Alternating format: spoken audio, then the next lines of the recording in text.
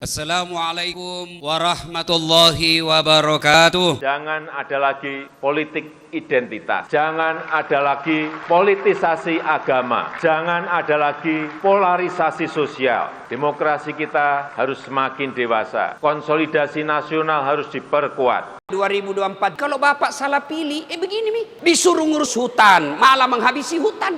Disuruh ngurus laut, malah jadi bajak laut. Tapi kalau ceramah orang begini dibilang radikal. Amar ma'ruf nahi mungkar. Mana kalau Muhammad kita sogok perempuan, bilang yang lain. Dah setuju. Kenapa? Muhammad bukan pejabat Indonesia. Kasih perempuan hijau matanya. Akan begitu? Di mana itu Indonesia? Kita tahu di Indonesia. Kita tahu dah ada pejabat begitu. Ada. Kau salah. Kenapa kau pilih? Pilih sendiri kau pemimpinmu. Sekarang kau diberi kebebasan pilih pemimpinmu. Pilih kau bupatimu. Pilih wali kotamu. Pilih gubernurmu. Pilih wakilnya. Tapi karena kau disogok, mana orang jahat kau pilih juga. Jangan ketawa serius orang ini. Yang nggak boleh adalah mempolitisasi politik identitas. Menganggap bahwa politik identitas itu adalah Muslim, itu kan bahaya. Fakta sosiologisnya bangsa ini adalah Islam. Orang Islam harus berpolitik supaya ruang-ruang politik ini tidak menjauh dari maqasidus syariah. Kita bermohon semoga rahmat Allah senantiasa dicurahkan dan melahirkan keberkahan-keberkahan terbaik yang diridhai Allah Subhanahu wa taala. Komen, like, and share. Like, subscribe, share, and comment. Yang manis namanya Mas Anies, yang tegar namanya Mas Ganjar, legowo pasti Pak Prabowo, jangan lupa bangga sama Erlangga. Itulah kandidat capres kita. Hasil survei A, B, C, D, E, F, G. Semua belum tentu bisa berlaga. Kita tunggu Jokowi dukung siapa? Ayo semuanya. Yang manis namanya Mas Anies, yang tegar namanya Mas Ganjar, legowo pasti Pak Prabowo, jangan lupa bangga sama Erlangga. Kalau Projo itu kan udah jelas, merah kata Pak Jokowi, merah kata Projo. Jadi kita berkali-kali tanya, Bapak udah mendukung siapa? Belum, katanya. Ya udah, kita seperti di Rakernas kita di Magelang Mei, Pak Jokowi bilang coba tanya ke rakyat lagi. Nah, mau nanya ke rakyat itu mekanisme yang paling tepat, paling sahih, alat ukur yang paling tepat ya kita menggelar musyawarah rakyat. Berarti kan mendengar suara rakyat kan kita menghadirkan rakyat untuk berbicara. Udah kesusu nih. Udah kesusu. Ya, karena sudah memutuskan buat kita. Ya nggak apa-apa bahwa ini kan kita juga nggak ngelarang, banyak teman-teman juga yang udah mendukung GP gitu loh. Tapi buat kita kan Projo, kalau Projo kan tunggu arahan Pak Jokowi, tunggu perintah Pak Jokowi. Kalau Pak Jokowi bilang suruh dukung si A, si B, si B. Berarti hasil musrah ini akan dikasihkan ke Pak Jokowi apa ke parpol langsung, Bang? Kita kasih ke Pak Jokowi. Pak Jokowi? Iya dong. Nanti Pak Jokowi yang bawa dong ke partai? Ya Pak Jokowi kan pasti akan bicara ke partai. PDIP dong? Ya mana aja kan. Semua Pak Jokowi kan bukan hanya PDI Perjuangan, semua partai pemerintahnya kan semua. Mungkin nggak hasil musrah berbeda dengan endorsement Pak Jokowi? Gini loh, musyawarah ini kan mau mendekatkan supaya konfrontasinya nggak terlalu tajam. Jadi di partai-partai politik berpikir ini relawan mau mengambil haknya partai politik nih, jadi rejim rakyat, rejim tekanan rakyat. Sementara di kami di kelompok-kelompok civil society termasuk gerakan rakyat menganggap ini partai mau mendikte calon. Kan ini kan semacam pertentangan atau perbedaan pikiran yang terlalu tajam. Menurut saya kita dialogkan. Ini kan urusan negara kita untuk 5-10 tahun ke depan. Maksudnya kita nggak boleh sebagai anak bangsa bicarakan ini, berdialog. Makanya kan saya bilang selain musrah, kita juga mengajukan kita dialog dengan partai-partai. Saya yakin partai politik ini nggak mau mencalonkan sembarangan. Mereka takut kalah. 2024 ini semua partai takut kalah. Tapi kan Anda udah ke acara KIB. Bang kita datang. Siapapun partai kalau diundang. Kirain pro.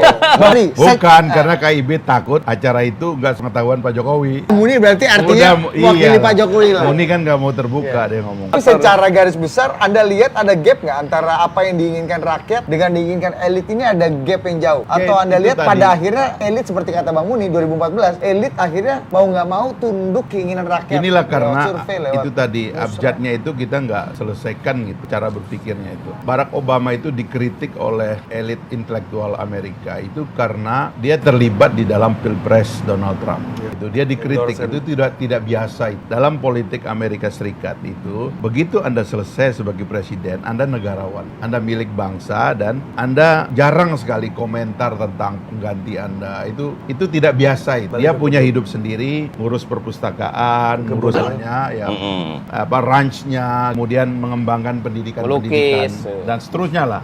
Ya, Pak SBY melukis. Bikin lagu lah, Cuman Pak SBY di sini saya mengatakan Pak SBY itu cederanya menurut saya itu kan karena meninggalkan partai kepada keluarga. Ini kemudian menjadi catatan publik. Ke depan itu kalau kita mau bicara demokrasi demokrasi, itu jejak dari pemimpin itu memang menjadi negarawan. Dia melambung ke atas dia supaya dia menjadi payung bangsa kita kalau ada apa-apa. Karena negara juga perlu resources penyatu. Kita ini kan kadang-kadang para politisinya bertengkar. Kalau nggak ada negarawannya, kita mau merujuk kepada siapa sebagai penasehat? Itulah sekarang itu penyesalan orang Malaysia karena Pak Mahathir ditarik masuk gelanggang kan. Ya syukur sekarang Pak Mahathir masih segar, masih sehat, dia naik ke atas. Tapi dia juga sudah dengan emosi yang nggak stabil, nggak bisa jadi negarawan gitu. Mantan presiden tuh negarawan, janganlah tarik dia lagi. Negaranya perlu resources. Bang Muni Negara ini kan begini problem kita kan. Dulu sebenarnya kalau menurut saya raja-raja Nusantara itu harusnya diorganize dan tetap dipertahankan wibawanya sebagai tetua bangsa kita, supaya kalau ada apa-apa dialah yang bisa menjadi rujukan dari pertarungan ini. Dia jangan diseret dalam politik. Sekarang ini semua sudah terseret dalam politik. Menurut saya itu harus dihentikan gitu loh. Nah karena itu prosedurnya itu tadi yang nggak ada. Prosedur pencalonannya tidak ada. Ini membingungkan, membuat kita itu menunggu last minute. Dan last minute itu sekali lagi itu tentang deal, siapa yang bisa ngongkosin. Sebab dua saja pikirannya partai politik itu. Siapa yang paling populer dan elektabilitas tertinggi, siapa yang bisa bayar. Dan ini hanya bisa dipertemukan di ujung. Sebab mereka sangat bergantung kepada elektabilitas ujung dan kemampuan bayar ujung. Jadi B ini nggak mungkin dong? Nggak ada, ini udahlah, ini bohong-bohongan ini semua, nggak ada. Jadi ini kayak jalan ini last minute semua, udahlah percaya saya deh, ini last minute semua. Karena mencari angka 20% tidak gampang. Angka 20% itu hanya ngumpul di 2 atau 3 orang yang sudah atas nama dari dua otoritas ini, otoritas populernya yaitu para calon-calon ini yang dianggap populer, melebihi calon politisi dan kader-kader partai. Dan yang kedua adalah para pembiaya. Gitu loh, yang nanti para pembiayanya mungkin popularitas itu adalah urusan presidennya, pembayaran urusan wakil. Dia itulah. Belum ketemu belum ketemu. Nanti di ujung. Saya jarang sependapat sama Bang Fahri nih, tapi kali ini saya banyak sependapat nih. Jadi memang kita kan satu geng bos. Jadi saya udah lihat ini nih, betul bahwa ini pertaruhan last minute. Nah, saya terakhir diskusi juga dengan ini pasti last minute. Tapi kan KIB yang Bang Muni datang tuh dia bilang game changer. Kalau ini harus disiapkan dari sekarang. Loh iya, dia mempersiapkannya dari sekarang, tapi pengajuannya last minute. Maksudnya Bang Fahri kan begitu. Iya nggak, Bung? Iya. Kalau semua bersiap-siap pasti dong. Itu sudah menyatakan menikah dulu, perkara bahwa ini membentuk satu kloter atau satu klaster politik, ya kan? Satu kelompok politik yang bisa mencalonkan. Tapi nanti pencalonnya pastilah. Supayanya ada biaya pemanasan dulu. Nah, ini kan. Nah, kalau soal biaya politik urusan Bang Fahri lah. Politik. Iya.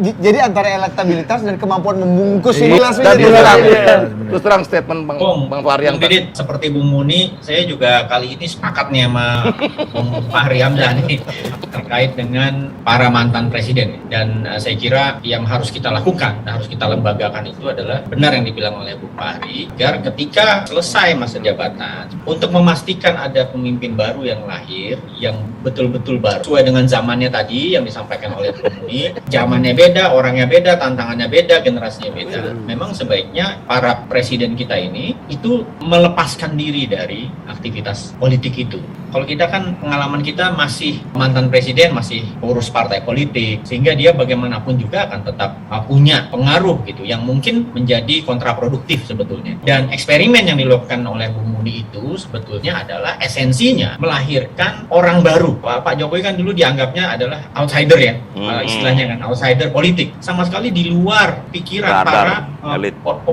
partai politik kita. Nah esensinya kan itu sebetulnya, bahwa setiap ada pemilu itu seharusnya memang kita melahirkan orang-orang baru karena tantangannya lain-lain gitu. Dulu waktu Pak Jokowi jadi presiden 2014, tidak terbayang kita akan ada pandemi, ya kan? Pak Jokowi sangat hebat, sudah banyak sekali warisannya, legasinya udah banyak. Tetapi mungkin untuk 2024 ke sana, tantangannya completely berbeda. Tantangannya berbeda, kita ada soal global, impact dari pandemi, recovery yang mungkin akan lama, dan lain-lain gitu, yang membutuhkan mungkin cara pandang baru, orang-orang baru. Dan ini akibatnya adalah menurut saya seharusnya semua kalau bisa gitu kan, mungkin ke depan kalau 2024 kan tadi Bung Muni sudah pokoknya akan tegak lurus apa kata Pak Jokowi kan gitu. Tapi mungkin setelah 2024 saya kira kita harus membudayakan para mantan presiden kita itu kita letakkan tidak dalam konteks kingmaker, karena dia sebaiknya memang kita letakkan sebagai negarawan yang akan kita tanya pendapatnya ketika kita menghadapi kebuntuan, karena itu yang sebetulnya dibutuhkan. Nah ini saya kira ujungnya banyak gitu. Partai harus didemokratisasi secara internal, mekanismenya terlembaga, orang-orang baru bisa naik. Sekarang kalau di partai politik mungkin karirnya paling tinggi cuma jadi sekjen, karena ketuanya jarang ganti kan. Saya sudah bicara dengan Pak Jokowi, Pak, Bapak sebagai presiden secara etis Bapak harus netral. Apalagi saya bilang semua kandidat dan potensi kandidat yang ikut dalam kontestasi ini semua kan dari kantongnya Pak Jokowi. Berarti Projo netral dong. Nah, terus saya bilang, Bapak kalau Projo kan nggak mungkin dukung, gitu. Kita ini kan petarung. Kalau urusan netral, urusan KPU aja mah. Saya yakin orang-orang kayak Didi sama Ari aja nggak pernah netral. Selalu berpihak, selalu tegas gitu kan. Kita independen tapi tidak netral. Iya. Kita jelas setia di garis raya. Keberpihakan, politik kan soal keberpihakan. Kalau nggak bisa menentuin pilihan, gimana mau nentuin prioritas segala macam? Saya ini orang yang jarang netral dalam banyak hal gitu loh. Bukan nggak netral dalam pengertian ini. Kita harus tentuin pilihan pada waktunya. Memang puluhan itu kita tentukan pada waktu yang agak last minute misalnya. Nggak apa-apa, tapi yang penting kita berpihak menentukan dan mendorong. Ya, Bung Muni, saya setuju karena memang masyarakat kita ini memang kompleks. Ada berbagai kelompok dan itu wajar. Ada orang yang seperti Bung Muni ya, yang memang menegaskan pilihannya. Tetapi definisi masyarakat sipil society ini kan juga luas. Di dalamnya ada kelompok kepentingan, media dan lain-lain, dan itu sebetulnya wajar aja, tidak masalah. Tapi yang saya sampaikan tadi adalah lebih pada bagaimana kita melembagakan ke depan agar memang ketika ini bukan cuma di tingkat presiden, saya kira di berbagai lembaga gitu kan. Tadi seperti di desa dan lain-lain. Ketika orang selesai masa jabatannya ya selesai, karena memang berarti periodenya sudah selesai. Pak Philip, kepercayaan yang diberikan sudah selesai waktunya. Kita harus maju ke depan. Ini omongan Bang Fahri tadi nih menarik nih soal KIB nih tadi kan juga bilang bahwa wah ini biar ada dana latihannya aja kira-kira kayak gitu biar panjang gitu kan. Nah menurut Pak Philip apa yang terjadi sekarang itu dengan misalnya udah muncul koalisi lebih awal gitu, apakah itu sejenis demokratisasi institusi dan kelembagaan demokrasi kita yang jadi lebih transparan dalam memunculkan kandidat, atau kayak Bang Fahri bilang tadi ini akal-akalan aja gitu. Ujung-ujungnya last minute juga. Saya kira yang menarik beberapa waktu belakangan ini ya ada musrahnya Bung Muni, lalu kemudian Nasdem juga rakernasnya itu tadi disampaikan ya, nama yang keluar itu hasil dari pertemuan dari berbagai dari DPW DPC Nasdem seluruh Indonesia dan seterusnya, bahwa hasilnya yang tadi seperti dibilang Pak Hari agak meragukan, tetapi saya melihat ada usaha-usaha dari sisi partai dan berbagai organisasi politik kita untuk lebih secara serius mencoba betul-betul menggali. Dan saya kira itu sebetulnya dilakukan juga oleh banyak partai politik lain, cuma mereka mungkin tidak terbuka atau tidak melakukannya secara publik. Dan saya kira mereka melakukan itu karena satu, tadi dibilang Bung Muni tidak mau kalah. Dua, saya kira partai politik juga karena yang sekarang tadi generasi lama yang tadi disampaikan oleh Bung Fahri, mereka juga mulai berhitung. Pasca 2024 itu para pemimpin partai ini kira-kira sudah jauh lebih senior daripada 10 tahun yang lalu kan. Iya. Mereka betul-betul harus memikirkan, mumpung masih secara fisik ini masih bisa mengontrol, maka mereka pasti akan sebaiknya menurut saya memikirkan regenerasi partai di 2024 ini. Mau PDIP, mau Nasdem, mau Gerindra, mau Demokrat dan lain-lain, betul-betul full melakukan regenerasi dalam konteks yang tadi menyerahkan pada orang-orang yang jauh lebih muda. Karena justru ketika mereka masih kuat, generasi senior kita ini, justru mereka relatif lebih bisa menjaga agar partainya ketika ditinggalkan tidak pecah. Kan kekhawatirannya begitu. Mungkin kekhawatiran itu yang menyebabkan partai politik tidak mau melakukan pencarian capres secara demokratis yang disampaikan oleh Bung Fahri tadi. Karena yang lebih dipikirkan adalah kelangsungan partai. Presiden ganti 5 tahun, 10 tahun. Partai kan lebih panjang usianya daripada jabatan presiden. Dan ini saya kira justru yang membelenggu partai-partai politik kita salah satunya adalah kelangsungan dari generasi pemilik partai. Dan ini akibatnya adalah mengganggu juga proses pencalonan presiden misalnya. Dan saya kira semua partai politik ini sudah cukup lama menjadi ketua partai ya, yang sekarang berkuasa di partai-partai politik. Sama seperti presiden, mereka juga harusnya terjadi pergantian kepemimpinan di partai. Gitu. Karena kalau masyarakat kita semakin muda, masyarakat kita berpikir semakin demokratis, justru di partai politiknya tidak terjadi regenerasinya. Jadi dia jadi tidak kompatibel dengan masyarakat, kompatibel dengan elektorat. Nah ini yang menurut saya orang-orang seperti Pak Muni dan lain-lain itu bisa mendobrak itu, menyadarkan bahwa kalau partai politik tidak melakukan regenerasi, mereka tidak bisa